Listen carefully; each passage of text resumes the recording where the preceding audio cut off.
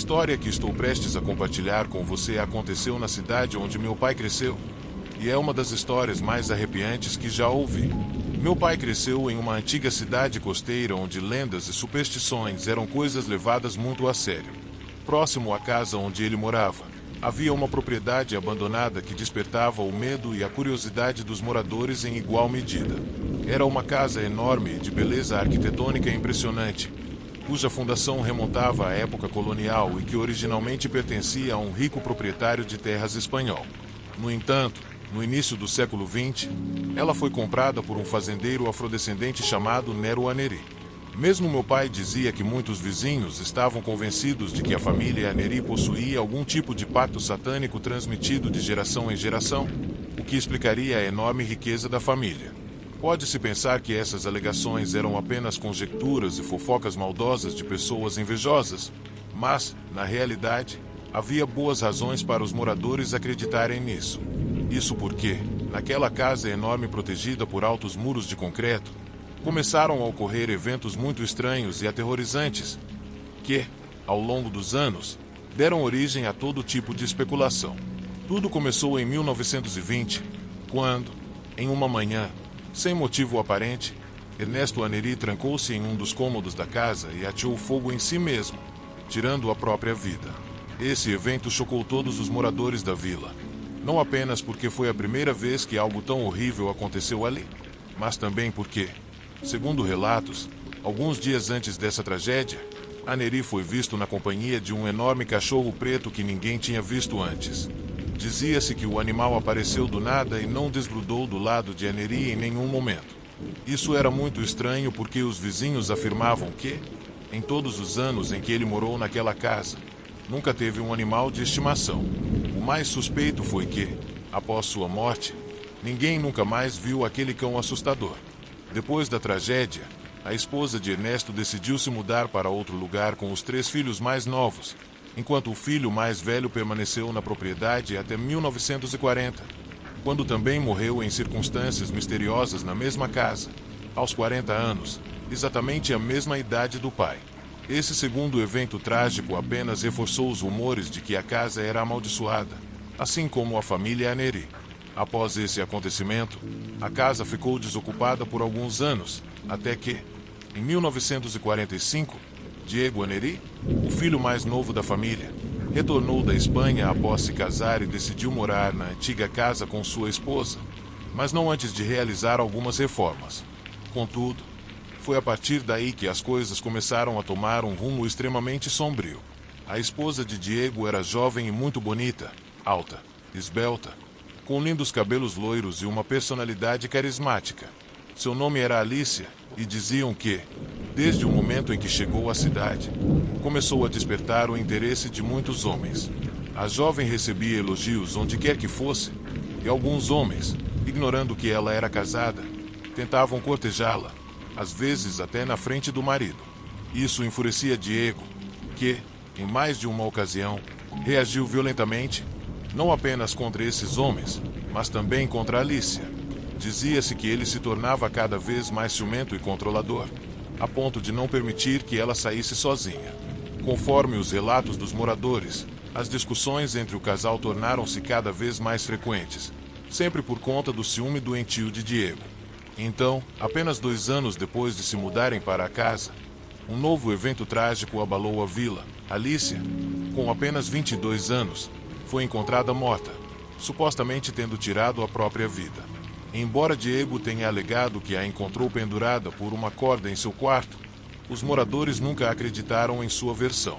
Era de conhecimento geral que Diego tinha influência e conexões com autoridades locais. Isso provavelmente garantiu que sua versão fosse aceita oficialmente. Entretanto, eventos sobrenaturais começaram a ocorrer naquela casa, consolidando a crença de que Alicia não havia cometido suicídio, mas sido assassinada pelo marido. Desde então, barulhos inexplicáveis, luzes piscando e, principalmente, o som de uma mulher chorando foram ouvidos na casa, especialmente à noite. Os vizinhos mais próximos acreditavam que tudo isso vinha justamente do cômodo onde Alice havia sido encontrada. Meu pai me contou que depois que esse terrível evento veio à tona, Os filhos de Diego decidiram demolir a casa e doaram o terreno para uma fundação sem fins lucrativos com o objetivo de construir um hospital infantil. Provavelmente, essa ação tinha a intenção de limpar um pouco o nome da família, de certa forma, apagar da cidade qualquer lembrança desse episódio tão vergonhoso e macabro de sua história. Apesar disso, o que aconteceu com Alice Gianneri ficou marcado para sempre na memória coletiva da cidade, até hoje. É uma história que causa arrepios em todos que a ouvem. Meu pai me disse que, às vezes, quando ele passa pela rua onde ficava a antiga propriedade, ainda pode sentir uma energia estranha no local. É como se os ecos do sofrimento de Alice ainda permanecessem, mesmo depois de tantos anos.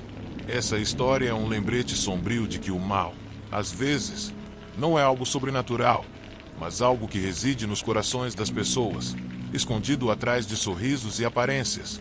E, para mim, é também uma prova de que as lendas e os rumores muitas vezes carregam fragmentos de verdade. Afinal, mesmo que a casa não estivesse de fato amaldiçoada por forças além da compreensão humana, as tragédias e os horrores que ocorreram ali certamente fizeram dela um lugar assombrado, não por fantasmas, mas pelos atos terríveis de um homem.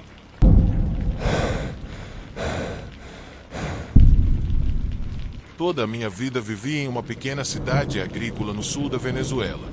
É um lugar tranquilo e alegre, onde quase todos nos conhecemos e somos bons vizinhos. Como toda cidade antiga, esta também tem suas lendas obscuras. No entanto, a história que estou prestes a contar não tem nada a ver com o mito de séculos atrás, mas com um evento muito real e bastante arrepiante que aconteceu há 4 anos e que, até hoje, me dá arrepio só de lembrar. Como já disse, esta é uma cidade agrícola, então a maioria das propriedades tem uma boa extensão de terra, o que também implica que as casas estão a uma distância considerável umas das outras. Algumas propriedades estão localizadas em áreas mais privilegiadas do que outras. Com isso, quero dizer que elas estão em terrenos muito bons para o cultivo ou são muito próximas de uma fonte de água natural, como uma nascente ou um córrego. Esse tipo de propriedade é muito procurado por aqui e dificilmente alguma delas fica desocupada, porque é só anunciar para vender e logo se tem uma boa quantia de dinheiro em mãos. Por isso, sempre fiquei intrigado com uma propriedade em particular, cujos donos originais eu nunca conheci, pois haviam saído da cidade muito antes de eu nascer. Esta casa, apesar de ser uma construção espetacular, quase uma mansão e localizada em uma das terras mais privilegiadas da região, bem próxima de uma nascente natural, foi abandonada há mais de 40 anos, e ninguém jamais voltou a ocupar o local. Ocasionalmente, alguém ficava lá por alguns dias, mas ou saía muito rápido ou não saía mais vivo. Lembro que, quando era criança, perguntei ao meu avô sobre os donos daquela casa, já que ela ficava no topo de uma colina e era bem visível da estrada principal. Ele me disse que o dono daquela bela propriedade era um velho amigo dele, um empresário muito próspero que possuía uma rede de mercearias bem conhecidas na cidade. Mas, depois que sua esposa morreu de leucemia, o homem caiu em uma depressão terrível e tirou a própria vida naquela casa. Meu avô me contou que, após a tragédia, um dos filhos do homem veio morar lá por um tempo, mas demorou mais para remodelar a casa e construir a piscina do que para deixar o local e vendê-la imediatamente. Depois veio o novo proprietário, que, segundo meu avô, era um pecuarista. Ele se mudou para lá, plantou grama por toda parte, colocou algumas árvores que ainda estão lá e construiu vários cercados e até um sistema de irrigação que, provavelmente, já não funciona mais. No entanto, esse novo proprietário nunca chegou a colocar gado ali, porque poucos meses depois outra tragédia aconteceu, e o homem foi encontrado pendurado, embora sua morte tenha sido declarada suicídio. A filha dele acusou um dos empregados da fazenda de ter cometido o crime, já que ele tinha tido problemas com o pai dela alguns dias antes. Segundo ela, o pai não teria motivo algum para fazer algo assim. Ele era um homem alegre e saudável, com uma vida feliz e muitos planos para o futuro. Então ela estava totalmente convencida de que, na verdade, o empregado havia cometido o crime e alterado a cena para fazer parecer que seu pai havia se matado. Porém, o homem negou tudo, e as autoridades não encontraram nenhuma evidência para incriminá-lo. Desde então, a propriedade foi deixada sozinha, já que, depois de tudo isso, A jovem foi embora para o exterior e abandonou o local. O interessante desta história que meu avô me contou, quando eu tinha uns 9 anos, é que não seria a última vez que algo assim aconteceria naquela casa. De fato, nos últimos 15 anos ocorreram 2 eventos semelhantes, embora em contextos diferentes. Há cerca de 12 anos, 8 anos após meu avô partir, o filho de 17 anos de um dos nossos vizinhos saiu de casa após uma briga feia com os pais. O garoto tinha um longo histórico de abuso de álcool e substâncias, por isso não era incomum ele ter esses tipos de problemas com a família, nem era incomum ele ficar ausente de casa por dias a fio. Porém, desta vez, ele não retornou com segurança como de costume. Cerca de 4 dias após o conflito em casa, alguns meninos estavam procurando por gado perdido nas proximidades da casa abandonada e notaram algo estranho lá. Então, decidiram ir ver o que era. Ao entrarem, encontraram o corpo do garoto, que, como os 2 donos anteriores da casa, estava pendurado no teto de uma das salas. Embora esse evento tenha sido muito triste e causado grande comoção na cidade, não foi algo tão inesperado, já que, devido ao histórico do rapaz, era sabido que isso poderia acontecer em algum momento. No entanto, isso não seria a última vez que algo assim ocorreria dentro das paredes daquela casa abandonada. Cerca de 8 anos atrás, em 2016, outro evento muito semelhante aconteceu. Dom Guilhermo era um homem de cerca de 55 anos, proprietário de uma das maiores e mais produtivas fazendas da localidade. No entanto, ele também era bem conhecido por sua paixão por brigas de underline, bebidas alcoólicas. Quando se tratava de apostas, Dom Guilhermo não tinha limites. Infelizmente, em 2014, houve uma grande depressão econômica no país e todos os produtores, comerciantes e empresários foram seriamente afetados por isso. A maioria de nós perdeu muito dinheiro devido à depreciação repentina da moeda. Então tivemos que ajustar nossos orçamentos e tomar medidas econômicas importantes para conseguir superar aquele momento de crise. Mas esse não foi o caso de Dom Guilhermo, pois esse homem nunca quis mudar seu estilo de vida de desperdício e apostas. E pior ainda, quando percebeu que estava perdendo muito dinheiro, ao invés de parar de apostar por um tempo, ele pensou que poderia recuperar o que havia perdido apostando ainda mais.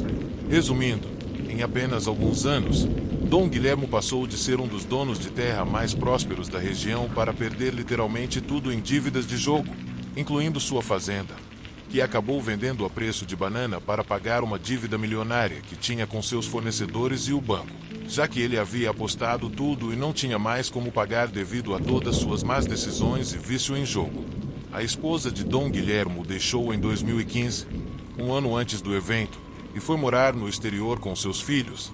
Então ele estava completamente sozinho e sem lugar para ir. Depois de perder sua casa, o homem passou a ficar na propriedade abandonada e começou a vender queijo porta a porta na cidade. Mas, como era de se esperar, tudo o que ele ganhava era gasto com apostas e álcool. Nos fins de semana, estava claro que esse homem não estava bem mentalmente ou emocionalmente naquele ponto de sua vida. Por isso, quando soubemos que ele havia tirado sua própria vida na casa que estava ocupando há alguns meses, não foi surpresa para ninguém. Embora esse evento já tivesse se repetido outras vezes naquela propriedade, e quase sempre da mesma maneira, a verdade é que, em todos os casos, parecia que essas pessoas eram simplesmente vítimas de suas próprias circunstâncias. É claro que nunca faltaram pessoas supersticiosas que diziam que a casa era assombrada, mas devido à forma como todos esses eventos ocorreram, não havia motivo para acreditar que eles estavam relacionados a algo além da desgraça de cada um. Porém, logo percebi que estava muito enganado. E como dizemos por aqui, de velas vou. O que vou contar a seguir envolve meu melhor amigo, cujo nome verdadeiro eu vou reservar por respeito a ele e sua privacidade. Então vamos chamá-lo de Luiz. Assim como eu, Luiz também nasceu nesta cidade e viveu aqui toda a sua vida. Temos a mesma idade e nossas mães são grandes amigas. Então você pode dizer que nos conhecemos desde que nascemos. Da mesma forma, ambos nos casamos e criamos nossas famílias aqui. Mas em 2020, durante a quarentena por causa da Covid-19, meu amigo Luiz e sua esposa, como milhões de casais ao redor do mundo nesse período complicado, começaram a ter problemas em viver juntos. Sejam pelo estresse do confinamento, pelos problemas econômicos de não poder trabalhar, pela angústia de lutar contra um inimigo invisível ou por tudo isso. O fato é que as coisas ficaram muito difíceis no casamento deles, a ponto de não conseguirem mais viver juntos. Mas, naquela época, com o isolamento social imposto, não havia muitos lugares para ir caso você tivesse problemas com o parceiro. No entanto, Luiz encontrou uma solução para isso. Sim, ele fez exatamente o que você está imaginando. Depois de uma briga feia com sua esposa, meu amigo pegou algumas de suas coisas, algumas roupas, e foi para a casa abandonada. Embora eu não pudesse encontrá-lo por motivos óbvios, conversávamos ao telefone quase todos os dias. Embora soubesse que ele estava um pouco abalado pela situação com a esposa e toda a confusão da quarentena, ele não dava sinais de depressão ou desespero. Na verdade, sempre que falávamos, acabávamos rindo e fazendo piadas sobre qualquer coisa. Na última noite que conversei com ele, enquanto estava naquela casa, terminamos a conversa rindo sobre as dificuldades que estávamos passando por causa de uma discussão estúpida com nossas esposas, como se fosse uma forma de aliviar a tensão. Ele me disse que estava bem e que ia dormir logo, pois estava cansado da longa jornada e das situações que vinha enfrentando. No entanto, o que aconteceu depois de nossa conversa foi algo que me marcou profundamente. 2 dias depois, fui visitá-lo para conversar pessoalmente e também levar algumas coisas que ele havia pedido. Quando cheguei à propriedade abandonada, encontrei a porta entreaberta. Isso não me parecia normal, já que, quando conversei com Luiz, ele me disse que estava tudo em ordem. E ele sempre fora muito cuidadoso com as trancas. Entrei na casa e comecei a procurá-lo. Quando cheguei à sala principal, encontrei o telefone dele jogado no chão, com a tela quebrada, como se tivesse sido deixado ali às pressas. As luzes estavam apagadas, mas o cheiro de álcool e cigarro estava no ar. Eu o chamei várias vezes, mas não obtive resposta. Então, decidi procurar por toda a casa. Quando cheguei ao 2º andar, encontrei a porta de um dos quartos aberta, e dentro, no centro do quarto, estava Luiz. Ele estava de joelhos, com as mãos no rosto, tremendo. Ao me aproximar, percebi que ele estava chorando. Perguntei o que estava acontecendo, mas ele parecia em choque, balbuciando palavras desconexas. Só depois de alguns minutos, ele conseguiu se recompor e me contou o que havia acontecido. Luiz me disse que, naquela noite, depois que desligamos o telefone, ele ouviu passos no corredor. Ele pensou que era apenas sua mente brincando com ele, devido ao estresse, mas a sensação de ser observado foi tão intensa que ele foi até o corredor para ver se alguém estava ali. Quando chegou à escada, ele jurou que viu uma figura sombria, encapuzada, parada na base da escada, olhando para ele com olhos vazios. Luiz tentou se aproximar, mas, ao dar o primeiro passo, a figura desapareceu.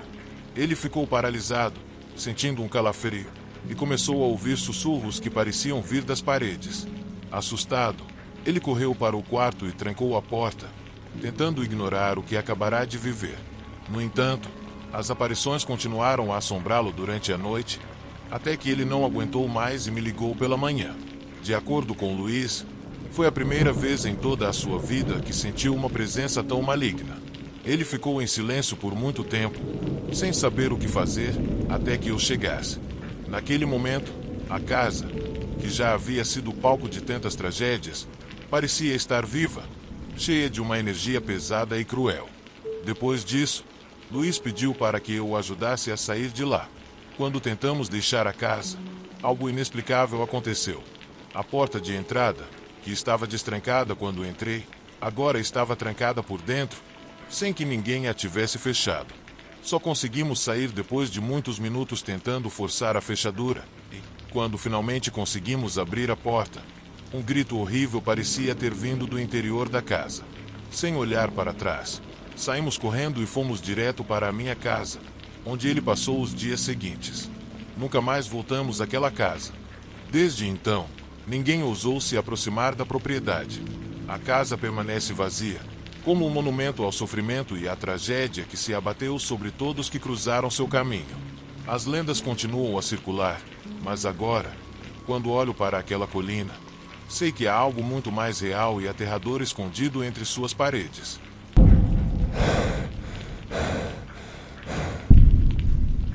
Eu nunca fui um crente. Pelo contrário, era um cético inveterado.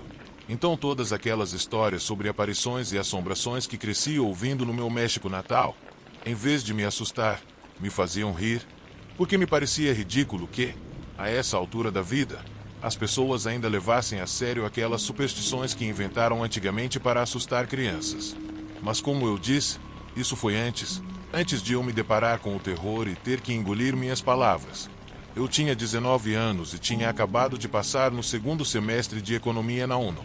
Estava de férias e ainda não tinha planos. Então, quando meu avô me disse que ia viajar para a selva do Petén, na Guatemala, em busca de uma planta milagrosa, não hesitei nem por um minuto em me inscrever para a aventura. Para contextualizar, meu avô era botânico e tinha uma loja onde vendia todo tipo de pomada e remédios naturais que curavam qualquer enfermidade. Ele costumava viajar com frequência para os lugares mais remotos do continente em busca de plantas exóticas e receitas antigas para preparar seus produtos. Desta vez, o destino era a selva do Petén, na Guatemala, onde havia uma planta que, segundo os Itza, um dos muitos povos maias da região, seria capaz de curar o câncer.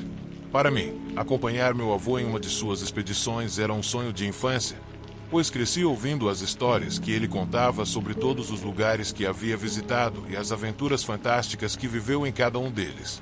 Então, estava muito empolgado e ansioso para ir com ele para Guatemala. No entanto, nunca imaginei que logo fosse me arrepender dessa decisão até os ossos. A viagem foi longa e cheia de solavancos. Quase 2 dias na estrada de Cidade do México até a região do Petén, pois o tempo estava ruim e também tivemos que parar para descansar pelo caminho. Mas finalmente chegamos ao nosso destino, uma pequena aldeia maia no meio da selva. Lá, fomos recebidos pelo xamã da aldeia, que era um velho amigo do meu avô e um homem muito hospitaleiro, embora com uma aura um tanto sombria. Ele já tinha reservado alguns redes para nós, e sua esposa estava preparando o jantar. Mas eu estava tão exausto que, assim que me deitei na rede, caí em um coma de sono até o dia seguinte. Fui acordado pelo murmúrio de vozes falando em uma língua que eu não entendia. Era o xamã e meu avô, que, para minha surpresa, era muito fluente no dialeto maia. No entanto, parecia que estavam tendo uma pequena discussão. No momento em que ouviram meus passos, ambos se viraram para me olhar e pude perceber que o xamã estava muito preocupado. Aparentemente, ele não concordava com a decisão de meu avô de ir atrás da planta. Naquele momento, o homem disse que não era um bom momento para entrar na selva, mas que, se ainda insistíssemos em fazê-lo, deveríamos evitar, a todo custo, nos aproximar do rio quando a tarde começasse a cair e voltar antes da noite. Quando ouvi isso, fez todo o sentido para mim, já que a chuva poderia causar inundações repentinas. À noite, os predadores sairiam. Então seria claramente perigoso estar lá nesse horário.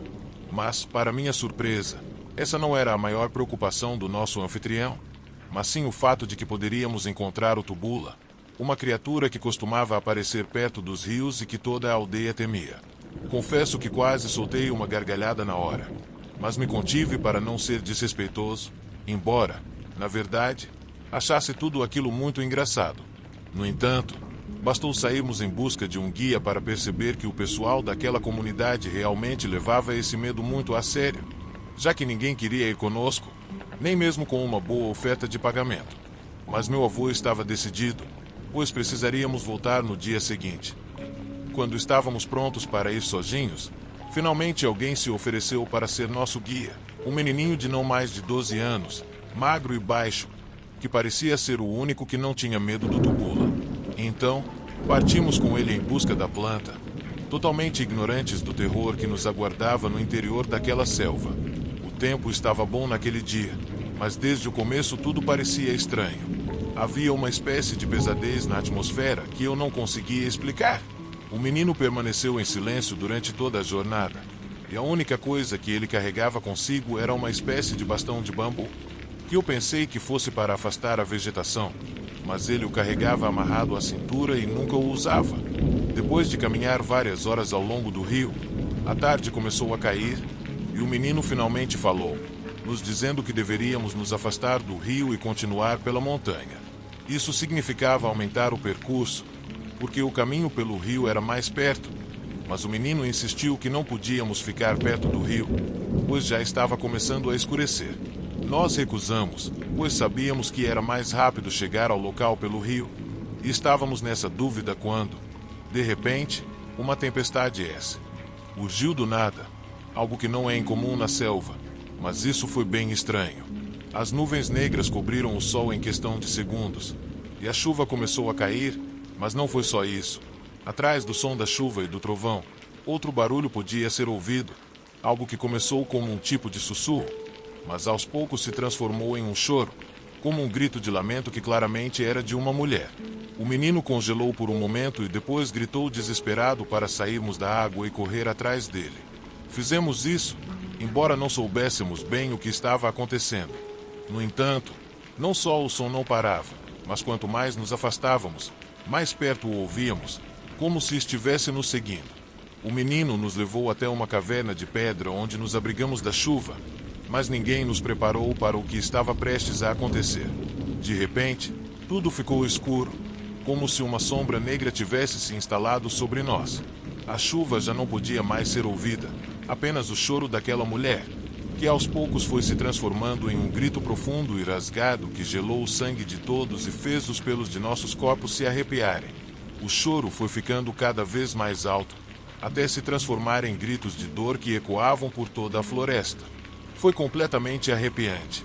Eu queria pensar com todas as minhas forças que era algum tipo de animal exótico fazendo esse tipo de som, mas nunca na minha vida soube de qualquer criatura viva que pudesse emitir um barulho assim, muito menos tão alto. O choro ensurdecedor continuou e parecia que estavam gritando em nossos ouvidos. Meu avô e eu nos olhamos petrificados e, de repente, caiu a ficha sobre quem era aquele espectro que os Idza chamavam de Tubula e de quem eles tanto temiam. Era a Lorona, a mesma Lorona em que eu nem acreditava até tê-la bem ali na minha frente. Enquanto meu avô e eu permanecíamos paralisados, sem acreditar no que estávamos vivendo naquele momento, o menino tirou o bastão que estava amarrado à cintura e começou a bater no chão enquanto repetia algumas palavras em sua língua. Foi então que o choro começou a ficar mais alto e mais desesperado, como se estivesse entre nós, até que finalmente um último grito foi ouvido, tão alto que quase nos deixou surdos. Depois disso, tudo ficou em total silêncio. Foi como se o tempo tivesse parado por um instante. Tão rapidamente quanto apareceu, simplesmente desapareceu. Foi tão bizarro e tão rápido tudo o que aconteceu que, se meu avô não estivesse comigo, vendo e ouvindo a mesma coisa que eu realmente pensaria que foi um sonho ou que no caminho eu inalei os esporos de alguma planta alucinógena da selva e tive algum tipo de viagem nesse momento. Mas não, acredite ou não, foi totalmente real o que vivemos e muito assustador também. Depois de um tempo, em que tudo permaneceu em completo silêncio, finalmente saímos da caverna. Tudo estava normal. A noite começava a cair, a lua brilhava e toda a selva estava calma, como se nada tivesse acontecido. Passamos a noite na caverna, pois não ousamos seguir em frente. Na manhã seguinte, procuramos pela bendita planta e retornamos à aldeia o mais rápido possível. Lá, descobrimos que a palavra Tubula significa mulher que chora na língua dos Idza, e que o menino que nos acompanhou, e que não gosta de falar, era neto do xamã, e foi o xamã quem o enviou para nos cuidar e afastar o espírito caso o encontrássemos. Portanto, nunca subestime mitos e lendas, porque você pode levar um susto daqueles, como aconteceu comigo.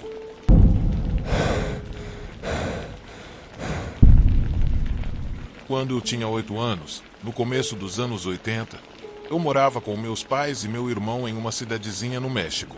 Embora fosse um lugar bem pequeno, era muito bem organizado.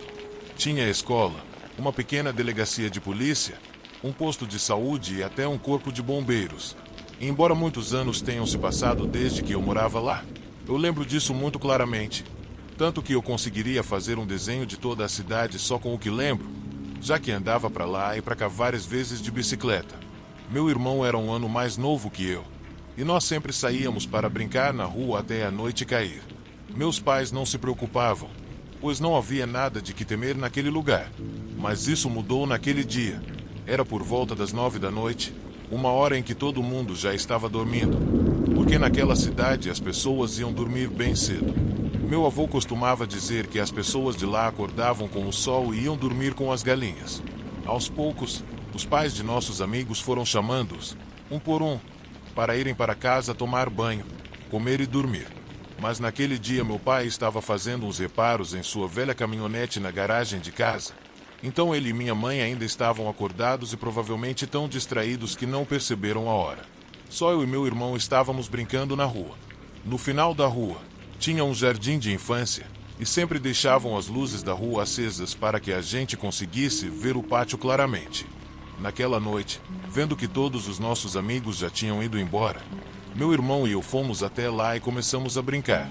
Em um dado momento, meu irmão me empurrou e meu sapato saiu. Fui procurar para colocá-lo de volta, quando meu irmão me chamou para olhar algo. Imediatamente levantei o olhar e olhei para o lugar que ele apontava. Foi aí que vi uma senhora bem velha, quase sem cabelo e extremamente magra, que estava parada na parte de trás do jardim de infância. A senhora estava bem visível porque havia um refletor naquela área. Lembro que meu irmão começou a zombar da aparência da senhora, que usava um tipo de vestido longo que estava completamente molhado, tanto que a água escorria dele. Ela também estava descalça. A mulher parecia estar em péssimas condições, mas eu briguei com meu irmão, pois em casa sempre nos ensinaram a respeitar os mais velhos, e achei feio ele rir da aparência daquela senhora. A mulher nos fazia um gesto com a mão, como se estivesse chamando para irmos até ela, mas ela parecia um pouco brava. Era como se tivéssemos feito algo errado e ela quisesse que nós nos aproximássemos para nos mostrar isso. Quando meu irmão e eu começamos a caminhar na direção dela, ela começou a se afastar para o fundo do pátio. Nós a seguimos, embora não soubéssemos para onde ela estava nos levando.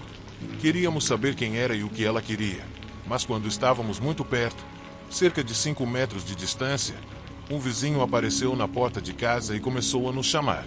O homem parecia desesperado e um pouco irritado. Então nós olhamos novamente para o lugar onde estava a velha e a vimos ainda ali, mas agora na parte mais escura, onde a luz não chegava. Decidimos então ir até o vizinho.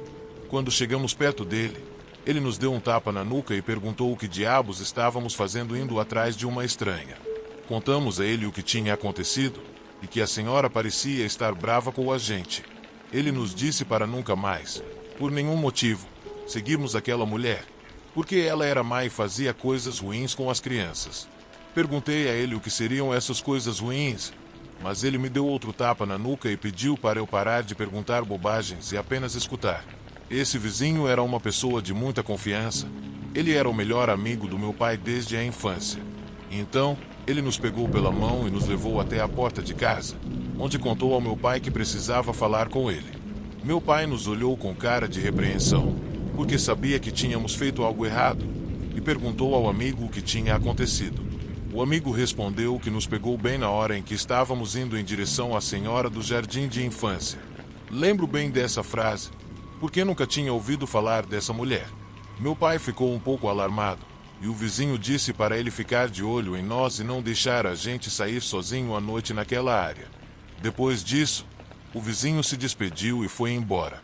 Naquela noite, antes de irmos para a cama, meu pai entrou no quarto e disse para mim e para meu irmão que, sob nenhuma circunstância, deveríamos nos aproximar daquela mulher novamente, não importando se ela nos chamasse ou conversasse conosco. Ele nos disse que ela era perigosa e repetiu tudo o que o vizinho tinha nos falado, que ela fazia coisas ruins com as crianças. Mais uma vez, perguntei que tipo de coisas ruins ela fazia com as crianças, mas, novamente, meu pai me respondeu exatamente como o vizinho: não perguntasse coisas tolas, só ouvisse e pronto. A partir daquele dia, meu pai nunca mais deixou a gente brincar à noite naquele lugar. De fato, começamos a voltar para casa mais cedo, e nunca mais ouvi falar da tal senhora do jardim de infância, até que eu tivesse 16 anos. Já morando na cidade, foi no aniversário do meu pai que meus tios da cidade vieram visitá-lo. Sempre que meus tios vinham, nós nos divertíamos muito e ficávamos sentados lá fora conversando sobre tudo e contando histórias. E foi ali, durante uma dessas conversas, que eu ouvi novamente sobre a velha do jardim de infância. Estávamos conversando e contando piadas e anedotas de quando meus tios eram jovens, e em algum momento, não sei como, o assunto surgiu. Meu pai nos perguntou se lembrávamos daquele dia em que o amigo dele, o Dom Manuel, nos levou para casa depois de nos encontrar indo em direção à velha. Eu respondi que sim, pois me lembrava disso muito claramente. Então, meu pai nos disse que, quando eram crianças, apenas o tio Julián e o Dom Manuel conseguiam vê-la. Ele disse que nunca chegou a ver essa mulher, e nem minha mãe. Ele nos contou que, na verdade, aquela mulher não era uma pessoa viva, mas sim uma espécie de alma penada que aparecia naquele lugar, e que só as crianças podiam vê-la, mas não qualquer criança, apenas as que ela escolhia. Quando meu pai disse isso, eu realmente esperei que ele fosse rir ou nos assustar, como ele fazia às vezes, mas ele estava muito sério, assim como meus tios e tias que estavam ali. Meu pai continuou dizendo que aquele espírito aparecia naquele lugar há décadas, e acreditava-se que fosse a alma em penance de uma mulher que tirou a própria vida ao se jogar no poço atrás da escola, que já estava fechado há mais de 30 anos, e era guardado por uma grade de ferro para que ninguém se aproximasse, já que, várias vezes, crianças desapareceram depois de serem vistas brincando naquela área à noite e depois foram encontradas dentro daquele poço. Meu pai nos disse que estava muito agradecido ao amigo por ter nos protegido naquela noite, porque, se tivéssemos seguido aquele espírito, como pensávamos, quem sabe o que teria acontecido com a gente.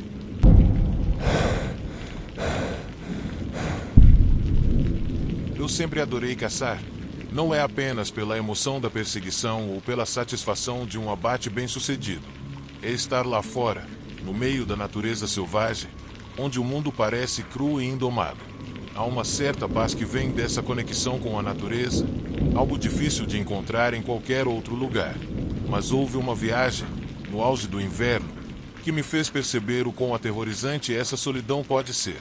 Era meados de janeiro e eu estava caçando nas montanhas, longe de qualquer cidade ou vila. O clima havia sido implacável durante toda a semana.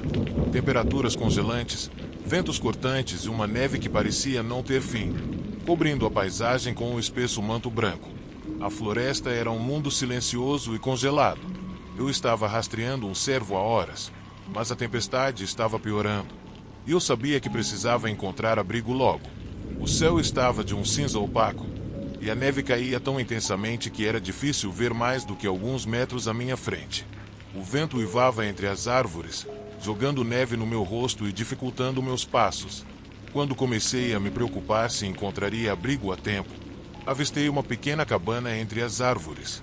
Ela estava escondida em uma clareira, quase invisível entre os pinheiros cobertos de neve. Um alívio tomou conta de mim. Sabia que precisava sair da tempestade e aquela cabana era minha única chance. Travei pela neve, com os pés pesados e dormentes, até alcançar a cabana. Ela era velha, com paredes de madeira desgastadas e um telhado inclinado quase enterrado sob a neve. Um fino fio de fumaça subia da chaminé e eu conseguia ver uma luz fraca piscando pela janela. Alguém estava lá dentro. Bati na porta, sentindo uma mistura de alívio e hesitação. A porta rangeu ao se abrir, e fui recebido por um homem que estava logo atrás dela, sua figura obscurecida pelas sombras. Ele era alto e magro, vestindo um pesado casaco e um chapéu que mantinha seu rosto na escuridão. Não consegui distinguir suas feições, mas havia algo em sua postura, a maneira como ele permanecia tão imóvel, que me deixou inquieto. Estou preso na tempestade, disse, com a voz trêmula de frio. Posso me abrigar aqui esta noite? O homem acenou lentamente com a cabeça, sem dizer uma palavra, e deu um passo para trás para me deixar entrar. Hesitei por um momento, mas então entrei, grato por estar fora do vento cortante. A cabana era pequena e escassamente mobiliada. Um único cômodo com uma mesa de madeira rústica, algumas cadeiras e uma lareira que fornecia a única luz. Uma panela de algo estava fervendo sobre o fogo, enchendo o ambiente com um leve aroma de comida. Tirei meu casaco e botas, sentindo o calor começar a se espalhar pelos meus membros congelados. O homem fez um gesto para que eu me sentasse à mesa, e eu o fiz. A cadeira rangeu sob meu peso. Ele se aproximou da lareira, mexendo na panela, mas nunca disse uma palavra. O silêncio era pesado, quase opressor, quebrado apenas pelo crepitar do fogo e o uivo do vento lá fora. Tentei iniciar uma conversa, quebrar o constrangimento. Estou caçando por aqui há dias, disse, com a voz soando alta demais no pequeno espaço. A tempestade me pegou de surpresa. Tive sorte de encontrar sua cabana. O homem não respondeu. Ele apenas continuou mexendo a panela com movimentos lentos e deliberados. Eu não conseguia afastar a sensação de que algo estava errado, mas não conseguia entender o que era. Talvez fosse a maneira como ele evitava me olhar diretamente ou como sua sombra parecia se alongar de forma estranha pelo chão. Enquanto eu estava sentado, tentando me aquecer perto do fogo, notei outra coisa. Toda vez que eu desviava o olhar, parecia que o homem se aproximava, embora eu não tivesse ouvido ele dar um passo. Quando eu olhava de volta, ele ainda estava parado no mesmo lugar, junto à lareira, mas cada vez parecia um pouco mais perto. A tensão na sala era palpável.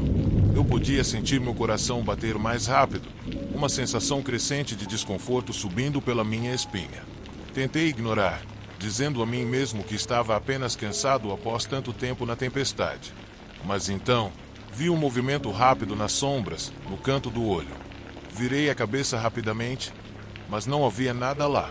Apenas o homem, ainda parados junto ao fogo. Agora, eu estava em alerta. Cada instinto me dizia que algo estava muito errado. Desesperado para quebrar o silêncio, perguntei se poderia ter um pouco do que estava na panela. O homem parou, sua mão pairando sobre a concha, e por um momento pensei que ele fosse falar, mas ele apenas assentiu e serviu um pouco da comida em uma tigela, colocando-a na minha frente. Dei uma mordida, mas a comida tinha um gosto insípido, quase metálico, e percebi que não tinha apetite. O homem me observava atentamente, seus olhos brilhando à luz do fogo, e senti um suor frio escorrer pela minha pele. Empurrei a tigela de lado, de repente sem fome nenhuma. Acho que vou dormir, disse, com a voz quase em um sussurro.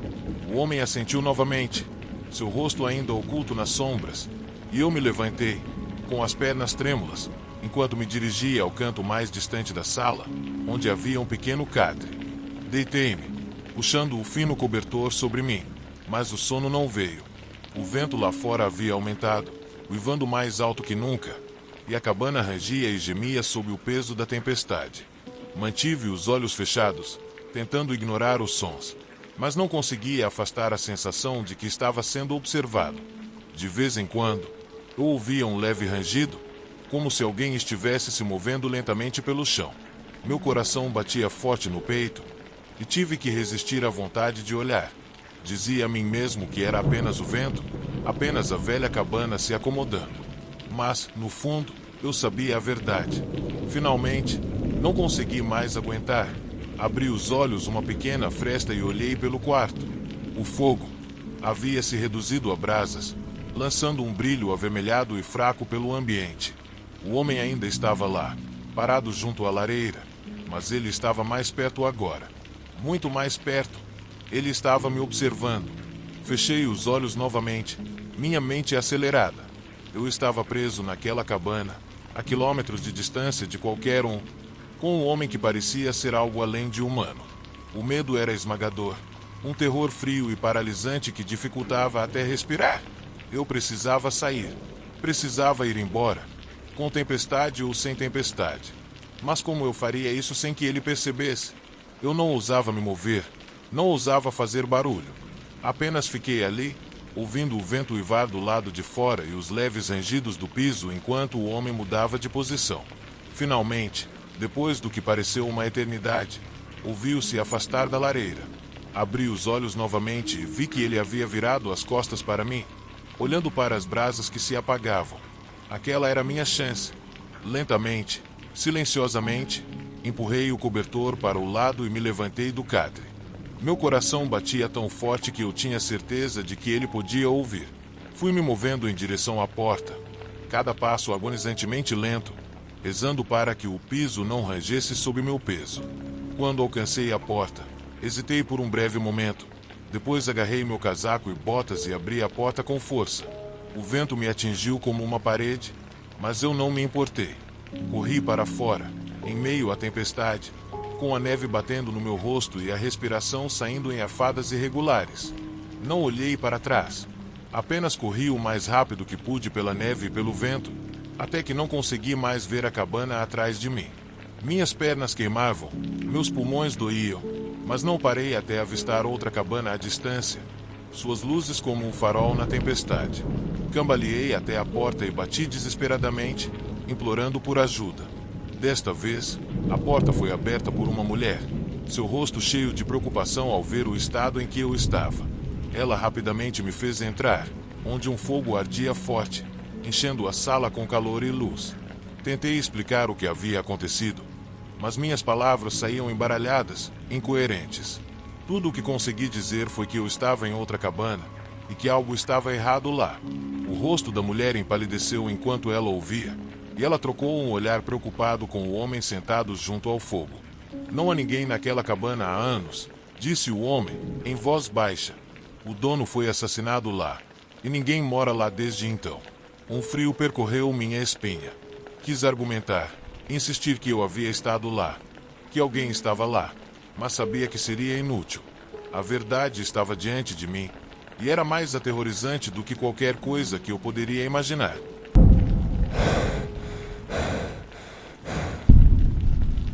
A casa deveria ser um santuário, um lugar onde a familiaridade traz conforto, não medo.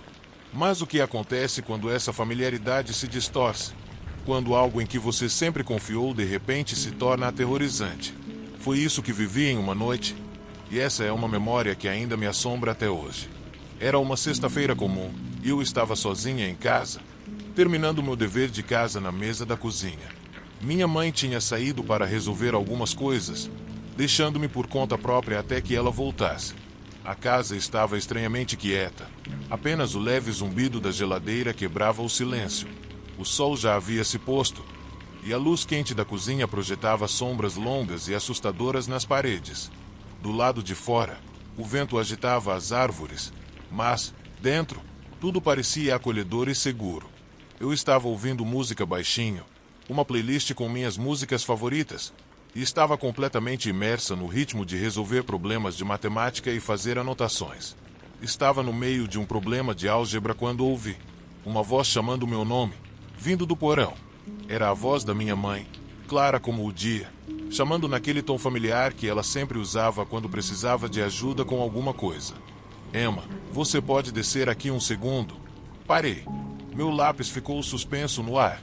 Por um momento, pensei que tinha imaginado. Minha mãe não deveria estar em casa ainda, e além disso, por que ela estaria no porão?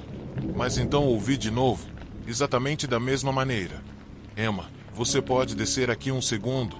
A voz era inconfundível, mas algo nela parecia errado, muito plana, muito monótona, como uma gravação sendo repetida. Senti um desconforto estranho no estômago, mas tentei ignorar. Talvez ela tivesse voltado mais cedo e eu não percebi. Levantei-me, a cadeira raspando no chão, e caminhei até a porta do porão. A porta estava entreaberta, e a luz da cozinha iluminava a escuridão além. Hesitei por um momento, com a mão na maçaneta, antes de abri-la lentamente. As escadas do porão rangiam à medida que eu descia, cada passo me levando mais fundo nas sombras. O ar ficava mais frio, e o cheiro familiar de concreto e caixas velhas invadia minhas narinas. O porão sempre era um pouco assustador à noite, mas eu nunca tive medo dele antes. Era só uma parte da casa, onde guardávamos decorações de Natal e móveis antigos. Mas naquela noite, parecia diferente. As sombras pareciam se estender mais longe, a escuridão mais densa, como se o porão tivesse se expandido para algo vasto e desconhecido. Cheguei ao final das escadas e acendi a luz. As lâmpadas fluorescentes piscaram, iluminando o ambiente com um zumbido suave. Mãe, chamei, com a voz ecoando nas paredes de concreto. Você está aqui? Não houve resposta, apenas o som suave das luzes e o barulho distante da caldeira ligando. Dei um passo à frente, meus olhos varrendo o porão em busca de qualquer sinal dela. As prateleiras estavam cheias de caixas, e o velho sofá estava no canto, mas não havia movimento. Nenhuma indicação de que havia alguém lá. Franzi a testa, a confusão misturando-se a um crescente senso de pavor. Será que eu imaginei a voz? Mas tinha sido tão clara, tão real. Eu tinha certeza de que a ouvi chamando. Dei mais um passo à frente, olhando ao redor das prateleiras, mas o porão estava vazio. Mãe, chamei novamente, minha voz agora levemente trêmula. Você está aqui? Nada, apenas silêncio. Virei-me para subir as escadas de volta, com o coração batendo mais rápido, quando ouvi novamente: Emma, desça aqui, por favor. A voz estava bem atrás de mim. Girei no mesmo instante, prendendo a respiração, mas não havia ninguém lá. O porão estava tão vazio quanto antes. A voz tinha estado tão perto, como se alguém tivesse sussurrado diretamente no meu ouvido. O pânico tomou conta de mim, e eu tropecei para trás, quase caindo sobre a borda do tapete. Minha mente se encheu de 1000 pensamentos. Alguém estava pregando uma peça em mim? Seria uma brincadeira. Mas o medo no meu estômago me dizia que era algo muito pior. Corri escada acima, 2 degraus de cada vez, e bati a porta do porão com força. Meu coração disparado, encostei-me contra a porta, tentando recuperar o fôlego, a mente girando com o que havia acabado de acontecer. Aquela voz não estava só na minha cabeça. Eu tinha ouvido, tão clara quanto o dia, mas não havia ninguém lá embaixo. Minhas mãos tremiam enquanto eu pegava o telefone e discava o número da minha mãe. Ela atendeu após alguns toques, a voz alegre e normal, o que só tornava a situação ainda mais surreal. Oi, Emma, o que foi? Mãe, gaguejei, com a voz trêmula. Você está em casa. Você estava no porão. Houve uma pausa, e eu podia ouvir o som de um carrinho de supermercado ao fundo. Não, querida, ainda estou no mercado. Por quê? Aconteceu alguma coisa? Meu sangue gelou. Eu achei que tinha ouvido você me chamando do porão. Outra pausa, essa mais longa, quando minha mãe falou novamente. Sua voz estava carregada de preocupação. Emma, eu não estou em casa. Vou chegar em uns 20 minutos. Você está bem? Assenti, mesmo sabendo que ela não podia me ver. Sim, eu estou bem. Eu só achei que ouvi algo. Ela tentou me tranquilizar, mas pude perceber que estava preocupada. Desligamos, e eu fiquei ali na cozinha, encarando a porta do porão, tentando entender o que havia acabado de acontecer. Queria acreditar que era só minha imaginação, que talvez o estresse do dever de casa e de estar sozinha em casa me fizesse imaginar coisas. Mas, no fundo, sabia que não era isso. Liguei a TV, tentando abafar o medo persistente com o barulho. Mas a casa parecia diferente agora. As sombras pareciam mais escuras, o silêncio mais opressivo. Cada rangido da casa me fazia pular. Cada rajada de vento balançando as janelas fazia meus nervos dispararem. Eu continuava olhando para a porta do porão, esperando que ela se abrisse sozinha, esperando que aquela voz chamasse novamente. Mas o tempo passou e nada aconteceu. Finalmente, depois do que pareceu uma eternidade, ouvi o som do carro da minha mãe entrando na garagem. Ela entrou com sacolas de compras nos braços, e a tensão no meu peito aliviou um pouco. Mas o desconforto não sumiu completamente. Minha mãe entrou com sacolas de compras nos braços, e a tensão no meu peito aliviou um pouco. Mas eu ainda não conseguia me livrar da sensação de desconforto. A lembrança daquela voz ainda estava fresca na minha mente. Queria contar tudo para minha mãe, mas sabia como aquilo soaria. Como uma fantasia paranoica e boba. Então, apenas a ajudei a guardar as compras, tentando agir normalmente, embora eu me sentisse completamente diferente por dentro. Sentamos para jantar e eu me forcei a comer, mesmo sem estar com fome. Minha mãe conversava sobre o dia dela, preenchendo o silêncio com detalhes mundanos, mas minha mente continuava voltando ao porão, aquela voz que havia me chamado para lá. Finalmente, eu não consegui mais aguentar. Levantei os olhos do prato, com o garfo congelado a meio caminho da boca, e desabafei. Mãe, estou com medo. Ela colocou o copo sobre a mesa, o rosto suavizando-se com preocupação. Medo de quê, querida? Hesitei por um momento, então contei tudo. A voz. Como eu tinha certeza de que era ela. Como parecia tão próxima. Mas no final, não havia ninguém lá. Eu esperava que ela risse e dissesse que era só minha imaginação.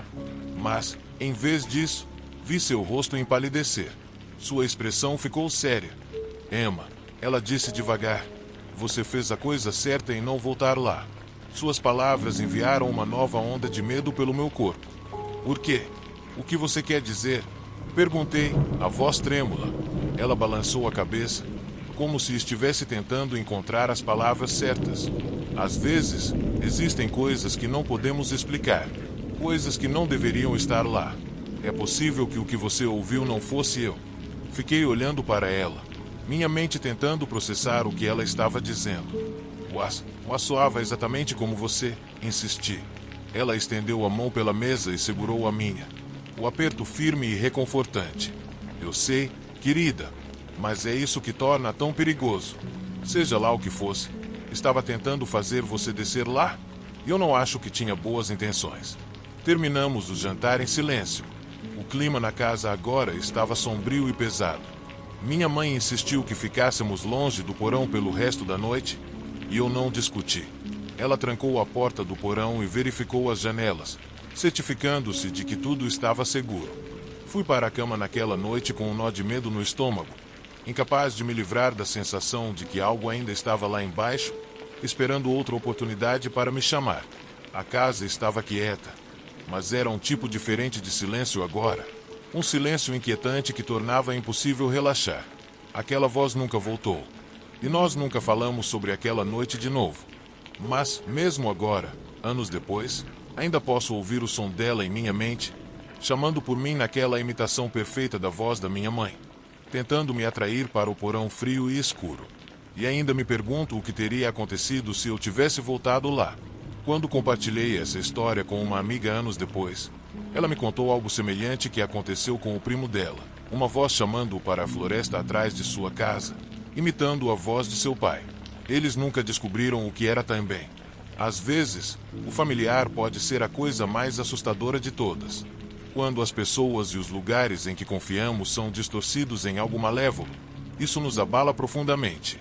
E, mesmo tendo me mudado daquela casa, a lembrança daquela voz ainda paira no fundo da minha mente.